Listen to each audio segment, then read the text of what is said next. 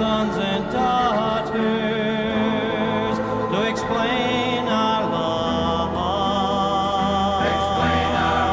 lives, as if a child could tell us why. You might come out tomorrow and they'll tell you there's no work. It's a good wage. You're not going to get another wage around here like this. Most of all, I'm going to miss a lot of the guys. And probably never see half of them again. It's all about you.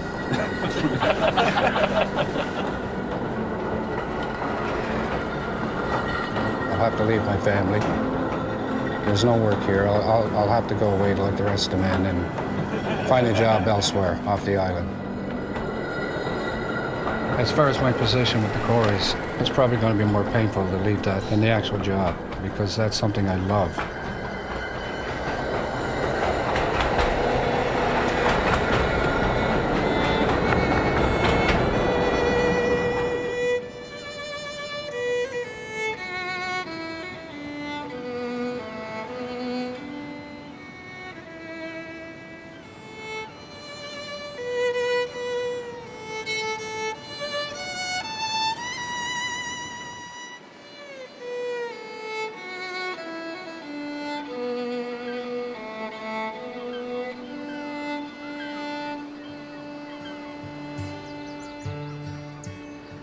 He plays every morning by dawn's radiant light, where seagulls are soaring and waves prove their might.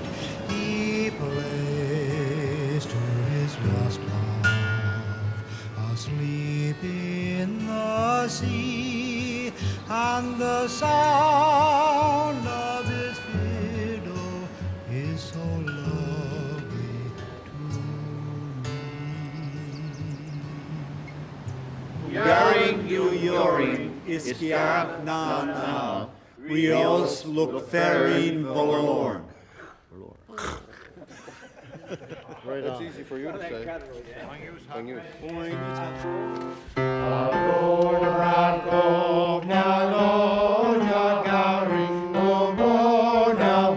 In Cape Breton, it's not so much the miners that have the tradition of singing, but it's the Cape Breton culture itself. Everybody for the top. Many of our songs have deep roots in Scottish and English history. A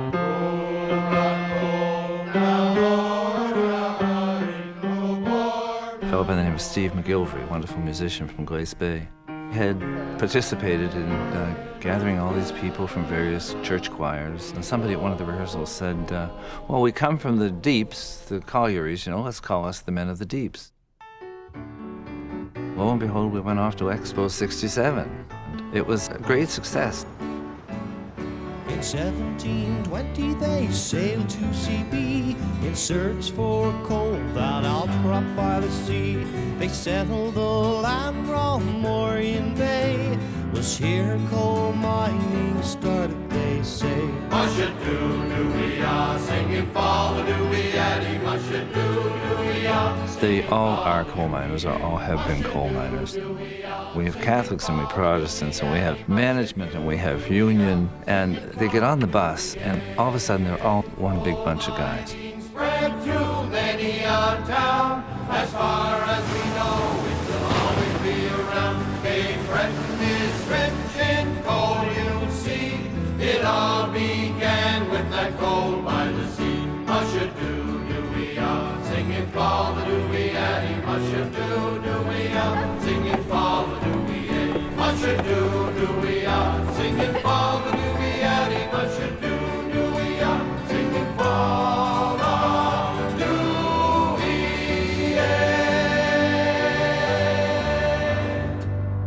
When I was younger, I went in the bootleg pit with Ike, imagine.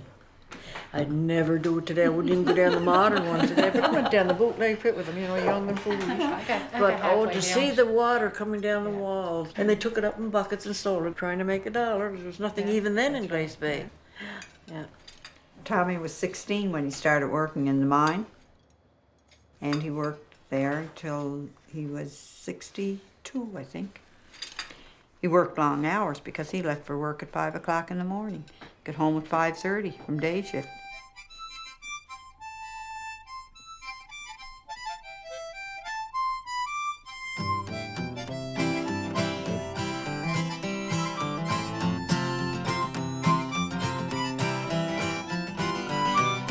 Well, it hangs up in the pantry and upon a rusty nail, the emblem of a miner and my dad's old dinner pail. My daddy was a miner, and a proud man was he. He went to the mine each day, for he loved his family. He bragged about the cars he load of coal and of shale, and he rode with laughter as we guessed what he took home in his pail. Well, it hangs up in the pantry and upon a rusty nail, the emblem of a miner and my dad's old dinner pail.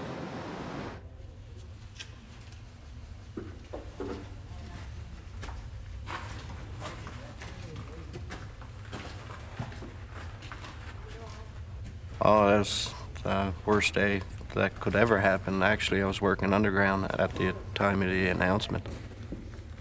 A guy in the PA called down to announce that the mine is closing.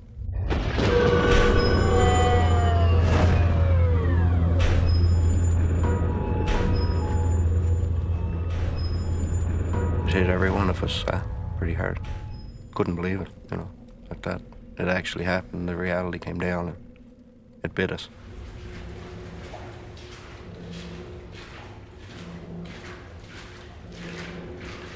Everybody knew it was coming, but it's just kind of a shock. I was 40 years old, and all I had was a high school education. And when we started, they said, like, you guys will always be here. There'll always be a job here for you. You will go on pension from here. And like, all of a sudden, just one day, they flew into town, and they just pulled the rug out from under everybody, and that was it. It's been something that's always been here for hundreds of years. And then they just come down, and they said, that's it. They tell me it's over, it's over. You have no job to come to. Thanks for your That's the end. 24 years, and see you later. Oh. Like, I spent over half my life in the coal mine. My father spent 38 years in the mine, and he got his pension, and he's doing all right. That's all I was looking for.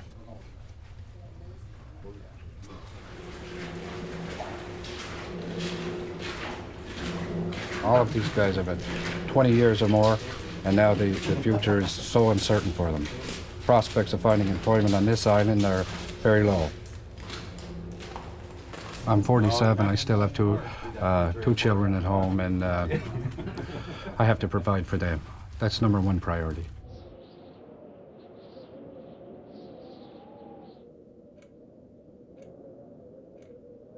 This is reality. We always thought, hey, there's going to be an end someday, but you know what?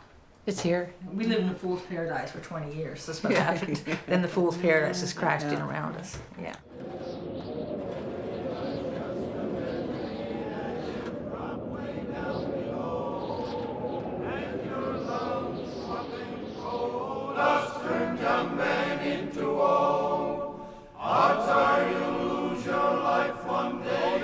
Coal mining provided the dollars and the bread for life.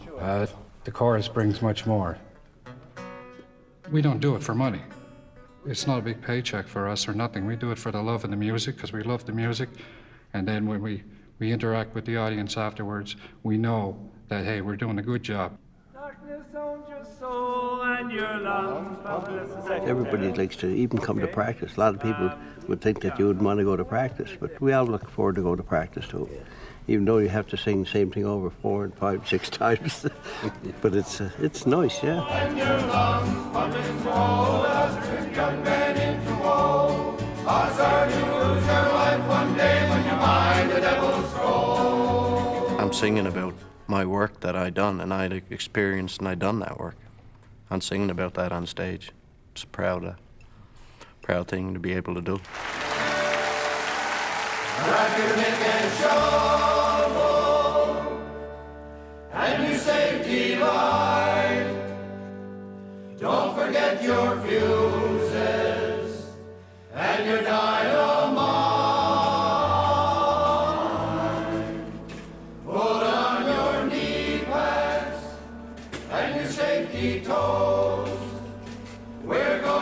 coal mine where the coal is low.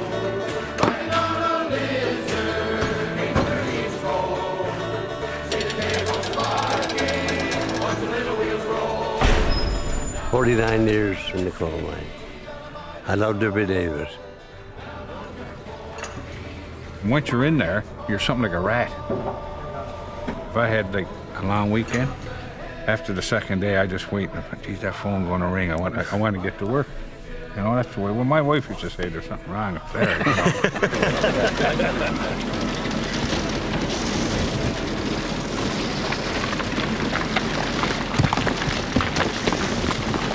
It seems to get in your blood that you don't want to go anywhere else. Although you do have dangers, you're aware of most of them, and you're always very careful. Naturally, you don't want to die, but it happened.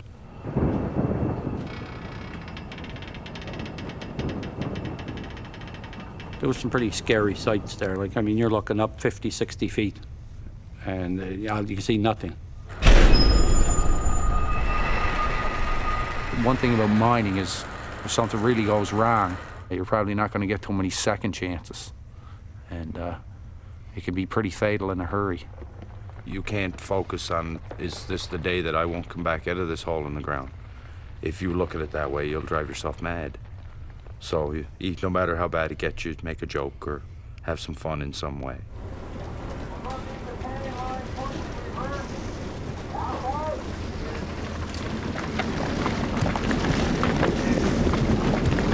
There's no way you could work in the pit without having dust. And then they tell you haven't got silicosis, you know.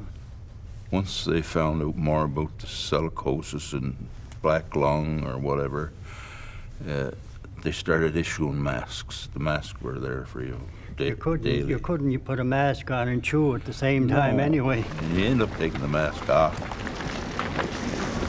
Every 3 years they call you over for this automatic assumption. So the last trip I went over, they went into sort of a little panic, and here my breath had deteriorated by half of what it was before that. And even to talk steady at a rate, I start running out of air. Dust in the air all through the mine. It's concrete on your lungs and you're old before you're dust in the air all through the mine. It's concrete on your lungs and you're old before your time. You may walk on board a ship and you've gone to foreign lands. You may walk upon a farm and rub the good earth through your hands. Even in an office you can breathe air fresh and fine. But you're coughing and you're spit dust a walking down the mine. Dust in the air all through the mine. It's concrete on your lungs and you're old before your time. Reposing critically high and far beneath the soil. Like gold is what they call it and it's won with sweat and toil. But when your shift is over and you've gone to have your rest, you'll never get to spend black gold as lying on your chest. Dust in the air all through the mine. It's concrete on your lungs and you're old before your dust in the air all through the mine. It's concrete on your lungs and you're old before your time.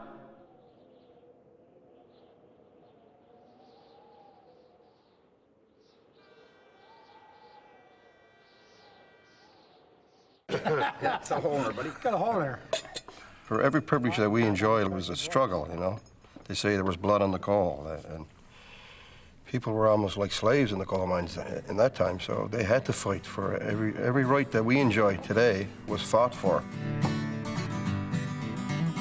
Miner's life is like a sailor board a ship to cross the way. Every day his life's in danger, still he ventures being brave. Watch the rocks, they're falling daily, careless mind. When miners went on strike, of course, the first thing they'd say, well, they're communists, you know what I mean? That was the big thing then. And troops were sent in, you know, there was machine guns set up in our town.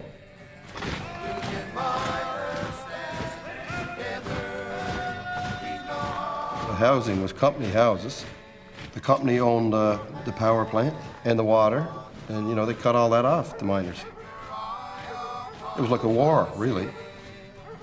In conclusion, bear in memory, keep this watchword in your mind.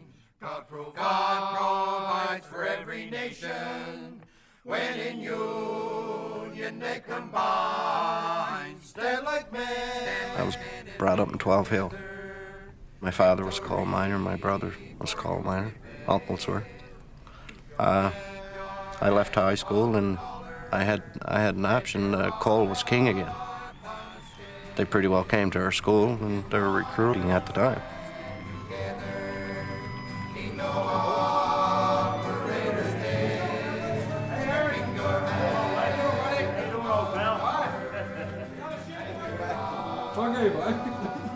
Have a good day, man. You'll go, Dad. You're in bad shape tonight. I was in the Army. I had 6 years in the Army, and just something drew me back here. And then I got back, and then I worked in the post office. Had a good job in the post office, delivering mail. Oh, is that right? Oh yeah, I was in there, and what in the geez you in the pit for? Well, I don't know, eh?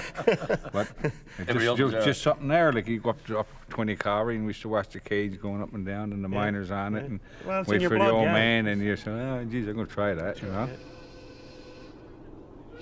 Oh, the old man was going to kill me. My wife was going to leave me, you know, because, I mean, like I said, I had a good job.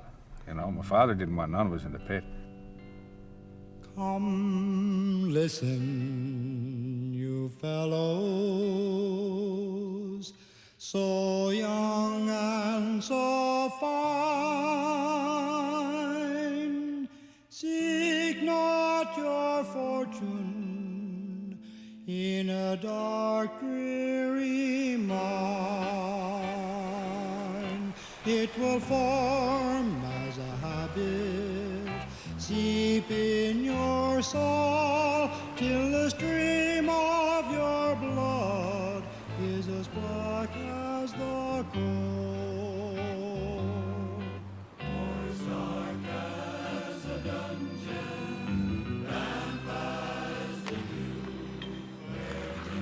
I asked them to go to college. They didn't want to go to college, so I left it entirely up to them.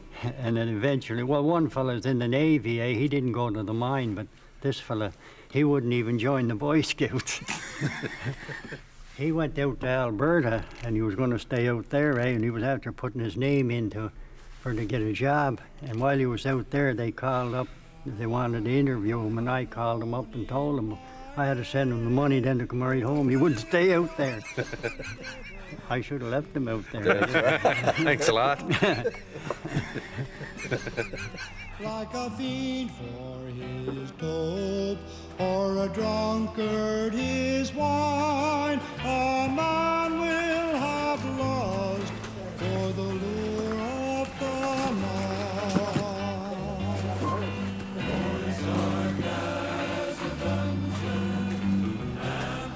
It's dirty, it's wet, it's dusty, a lot of there's salt, and there's a million rotten things you can find about it. You don't dwell on them, it's just... You make a joke or try to have some fun. It's the good times that you have. Like, you could put 5 or 6 guys together and it just turns into a laugh fest somehow. It just does, every day. Robert? He's fair game today. Fair game today? More than one. Okay. We went to work and there's 200 or 300 guys in the shift. We knew every one of them. The guys you were working with, you made it a point to know them. Because they had to be good guys because they're looking out for you, you know. You got to realize when you're 3, 4, or 5 miles underground, who have you got to count on? Us 3 gentlemen are underground. Use that term loose. If we're underground, I have these 2 guys to count on. Billy has Eldon and I, Eldon has Billy and I. So I guess you could say you could put your life in their hands. You had to really care for your buddy. Yeah. You had to really look out for Depended your... on whoever you It's a were bond. with.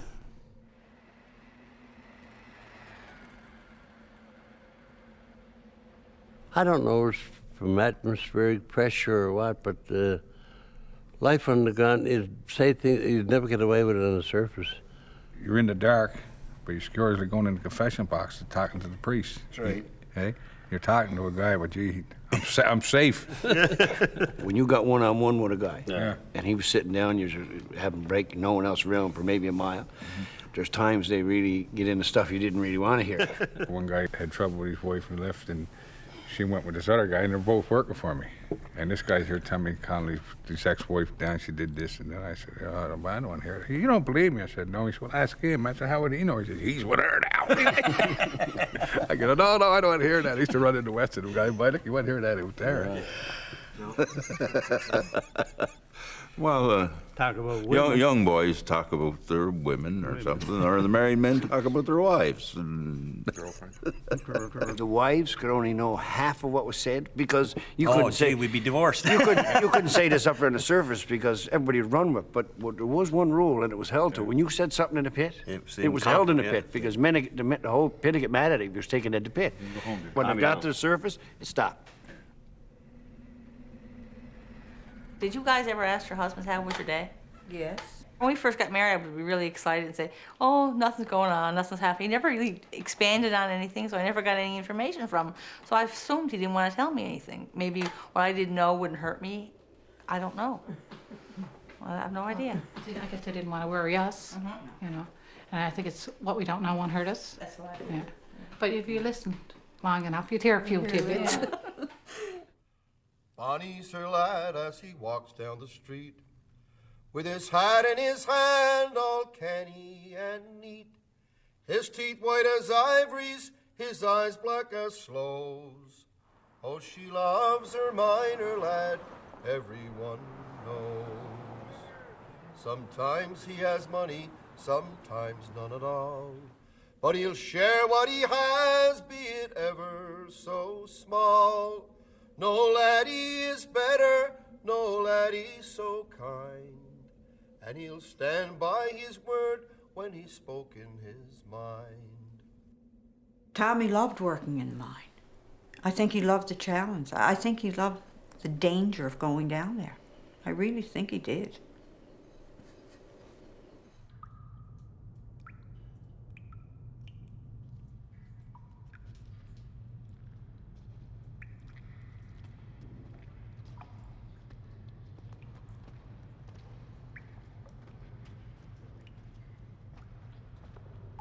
It's eerie. It is eerie if you're sitting there alone in the dark. You wonder if somebody's going to come along with a light, and you can see a light a long, long way off of the mine. It's like looking at the stars at night. And then you have to judge the distance. How far out is that guy, you know? Is he going to get here before the rats get you? Or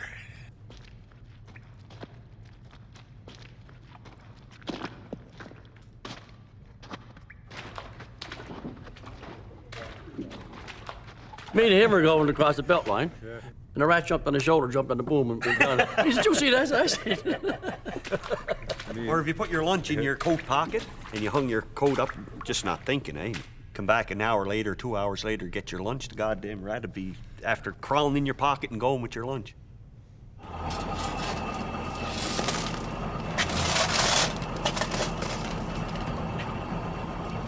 I hated the pit.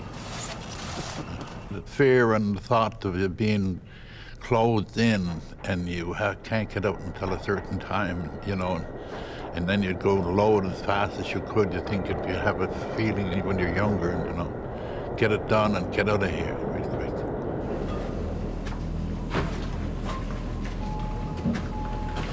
I was buried, I had a double fractured pelvis and 6 broken ribs, but just bounced back after that and right back at it again. I was in an electrical explosion, and I was in the burn unit in Halifax for 9 weeks. I ended up with a fractured skull, broken jaw, and 2 broken cheekbones. That was the worst one I had. But I survived that one too. It's an eerie feeling when you're under a fall of stone. You can hear your brother sort of thing on top trying to dig you out. And I think the first thing that came to my mind is I could hear them talking, and I'm just worried that the roof would come in again and get these guys sort of thing. Eh? But they figured there must have been about 6 tons of stone on top of me, which I didn't realize at the time. Eh? And there's a cable carrier, and the stone just happened to hook onto that cable carrier, just enough to keep the full weight off of me. So I was very, very, very fortunate. In fact, they had called the surface and said that I was dead. And Nipper was there to sort of dig me out and get me to the surface, and Billy was waiting with the ambulance to drive me to the hospital, so we've been pretty close since.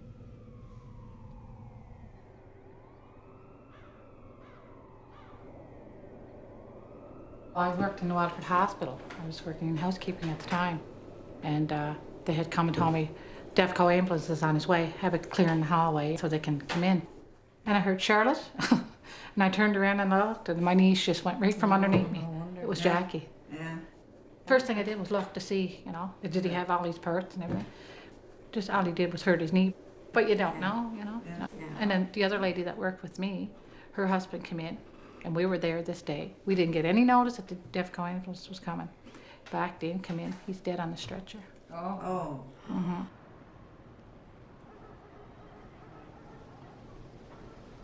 We lived handy to pit, and if there was a serious accident, you know, it seemed like the whole community would be quiet.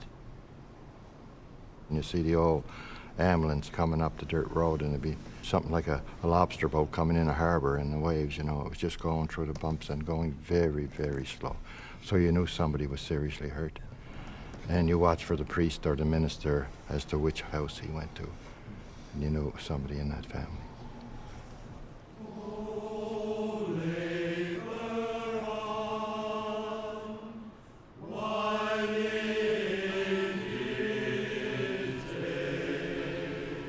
Our mother was very religious. Being mother of 17, she was very strict. Oh yeah, she prayed for us and used to burn palm and spread holy water around us. There was my father and 5 boys on the ground, and she was terrified when we go to work.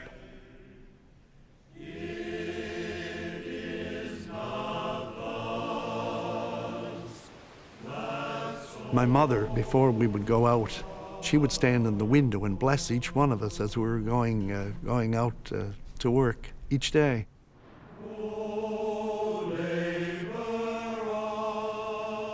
I remember my father, before he went to work, he always knelt down in the kitchen by the chair and said his prayers, always. You look at these miners, here they are, okay, big rough and tumbly guys, you think nothing bothers them, and but they were nervous, they were scared, but you know, I think each one of them, when they were, like he said, we'd start out on the trip, it'd be quiet, and they were probably praying and doing their own thing, talking to God, you know, and to get them through the day, because you didn't know if 1 minute to the next what you're going to face down there.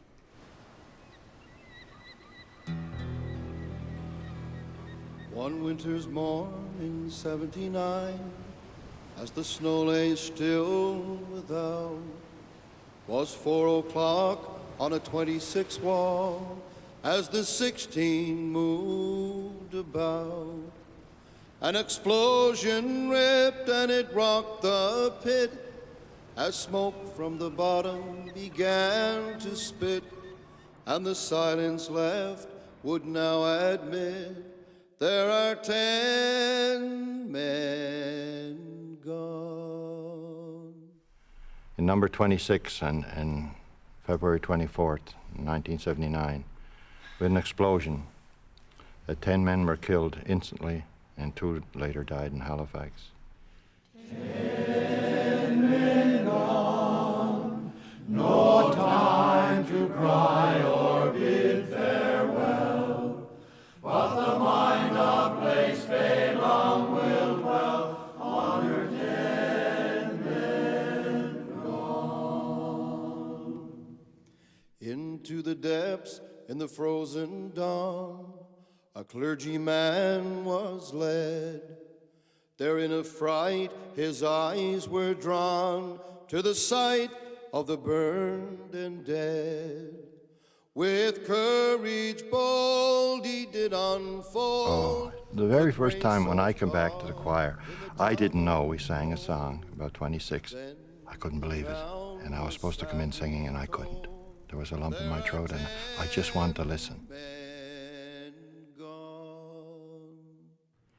10 men gone, no time to cry or bid farewell, but the mind of place Balaam will dwell on I knew every one of the guys that were involved in the disaster. At that particular time, I was off with a knee injury. And if I had been working, I was mainly on that wall that the disaster took place. Oh, the collier's life is a cruel life, as the times so lately tell. Peace to those. You get more sincere. I find that you can really put your heart into those songs because it relates to a lot of your work that's gone by and friends that you had underground. The miner and the miner's son. In fact, it was 5 months and 5 days after that accident that I lost my son in the mine accident. July the 9th, 1979. Yeah. So I get the lump in my throat too. Well, men gone, no time to cry or bid farewell, but the mine of Glace Bay long will dwell on her 12 men gone. Tommy never wanted Alan to work in the mine. And, you know, there was nothing else for him to do, really. He tried 2 or 3 different things and didn't work out. He went to college for a year, took electrical engineering. He's only in about 3 years.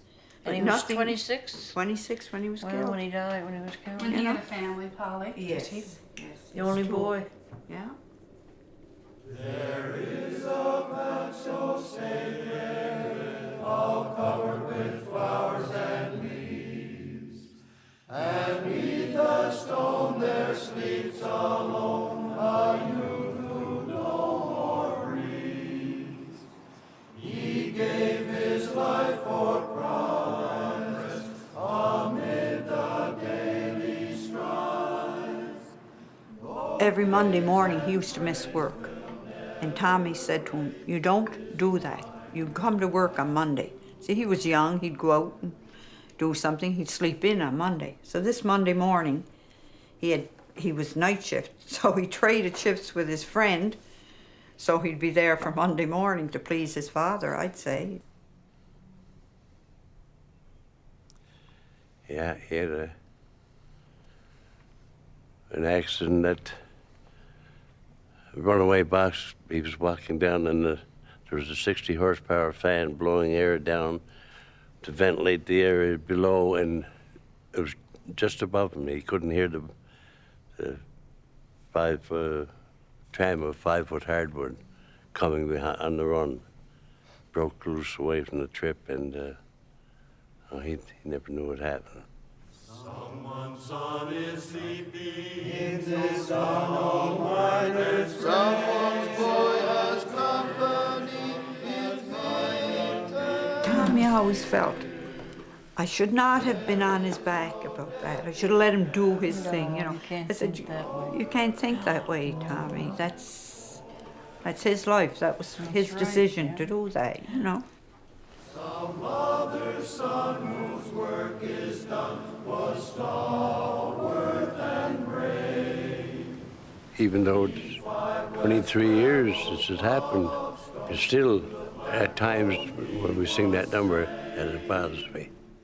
He's earned his rest and sleeps with the best in other miners' graves.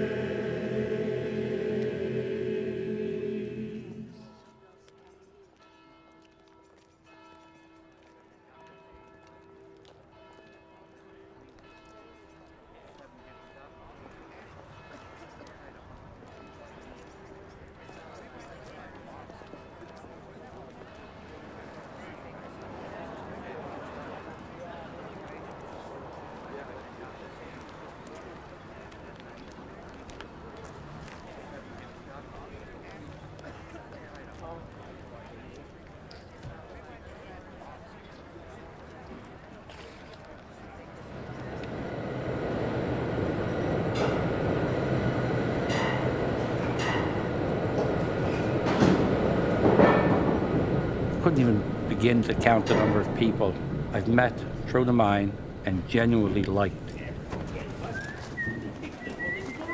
They're good, down-to-earth, wholesome people, and what you see is what you get.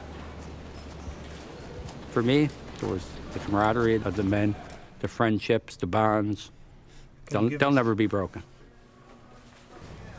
Come on, boy. Come on, boy. Never said 5 words all night.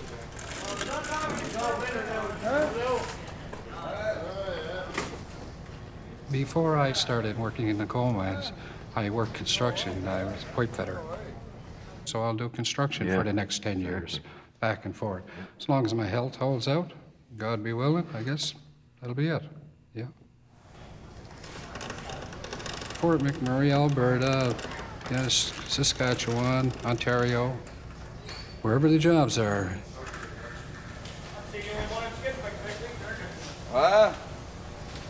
Jeremy, I accept your apology.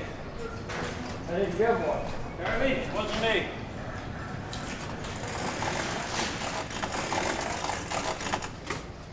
I don't know what's going to happen with me. Moving away is my last resort because I don't want to move from here. My parents don't want me to go nowhere. My wife don't want to move. That's a big thing. My wife definitely don't want to move. I have a grandmother. She's going to be 86 years old. I'm not going to move halfway across Canada because the relationship I have with her is second to none. I'm going to try and find something here. I don't know what I'm going to find, but hopefully I'll find something.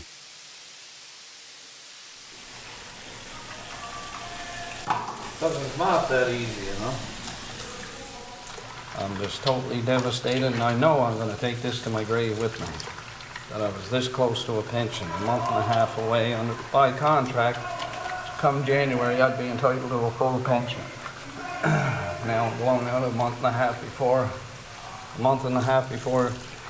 January with a severance.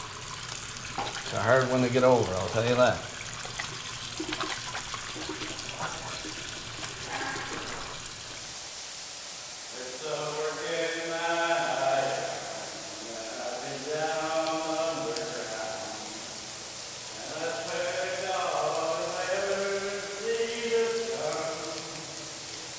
Jackie had 23 years.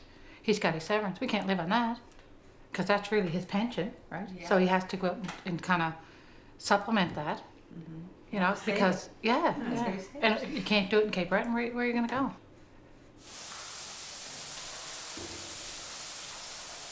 When he was getting on the shuttle to go to Halifax, he was mixed emotions, you know. He was kind of upset, and he said, I don't know when I'm going to see you next. It stands so proud, the wheel so still, a ghost-like figure on the hill. It seems so strange, there is no sound. Now there are no men underground. What will become of this pit yard, where men once trampled faces hard? Tired and weary, their shift's done, never having seen the sun. Will it become a sacred ground, foreign tourists gazing round, asking if men once worked here, way beneath the pit headgear?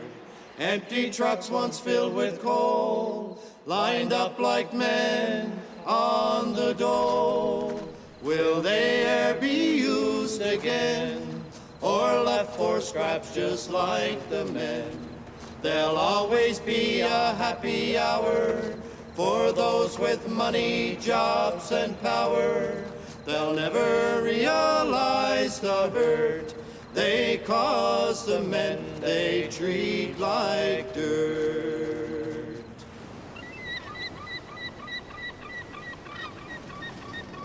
While you're away, you're always worried about home and your family. You're not there for them anymore. So it's not good. It's not good. No, I don't like it. hauled the last basket from the mine. On an early summer's day, so warm and fine, the ladies cried, miners paced the floor. This town's not a mining town no more. This town has been our life, it's been our home. We raised our children here all on our own. What the future holds, we'll wait and see. But this mining life's been awfully good to me. You're having to go away? What? A lot of them are. A lot of guys. A lot of guys back to school, took trade courses and whatnot, but right now, unless this offshore stuff takes off, there's not a whole lot of work for them around here, so they're anywhere from Saskatchewan to BC, and they go out there and they work a few months of the year, and they come home for a little while, and then they're on the road again. The work is gone, they flood the underground. Drive down 108 and out of town. A couple of guys that worked in the pit, they went out west. I was talking to one guy there a couple of weeks ago, and he called me in 16 days. He cleared almost $6,000. Now that's pretty good money. I could go out there and probably do that. But right now, that's not for me. I like it here. This is where my roots are. I won't leave till I have to.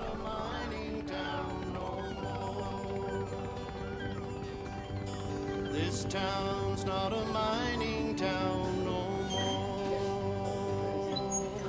Morning, Michael. How are you doing? Good, buddy. Yourself?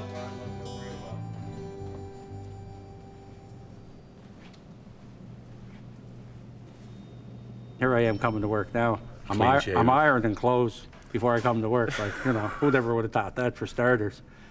Thank you for calling Member Services. May you please have the telephone number associated with your account? Don't be running. When I first came for the job, the lady who interviewed me asked me if I'd be interested in taking a 20-hour computer course. She said, you have what we want. And I said, yes, and what would that be? She said, you have people skills. So we can't teach people skills, but we can teach you the computer.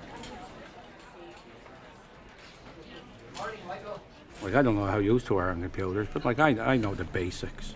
And I'm over here working in a place where it's all computers. And I watch some of these younger people, yeah, man, it's unbelievable. They know what they're doing. Yeah, and watch, grow up with you it. see them typing? And then there's me. Yeah, one finger at a time. 2 fingers now. You got one finger in each One hand. in each Yeah. hand. He's really moved up. Oh yeah, coming right along. And I'm just going to give you a website here to visit, Michael. It's called Resource Center. I went through a period where it was pretty rough. I didn't know if I was going to make it. I wasn't sure if I wanted to make it. Some people try to talk to you as if they're smarter than you. And I really get the charge of them people. I'm a 42-year-old miner. And they're going around with computer lingo. But I won't carry a chip on my shoulder over that either because, God knows, someday I might be one of them. Never know. I doubt it. I doubt it too, but you know. How's your weather in Pennsylvania today? People call here from the United States of America. When you say hello on the other end, you don't know who you're going to get. And when you ask them what their problem is, you don't know what you're going to hear. We're located in eastern Canada. A long way from you. I'm going to charge people call the ones that speak to Bill Gates now. I said, oh, Bill's gone for the coffees. Boy, you can't get him now.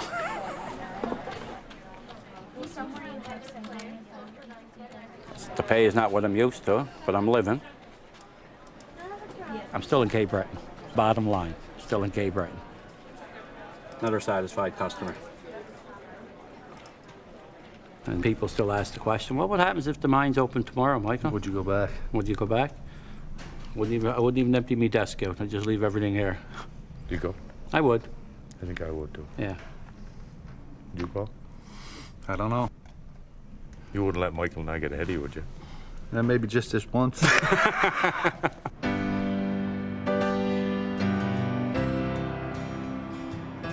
When the light glows dark with the forces of creation across stormy sky, we look to reincarnation to explain our lives. Explain our lives as if a child could tell us why. That is sure as the sunrise, sure as the sea, sure as the wind in the trees, we rise.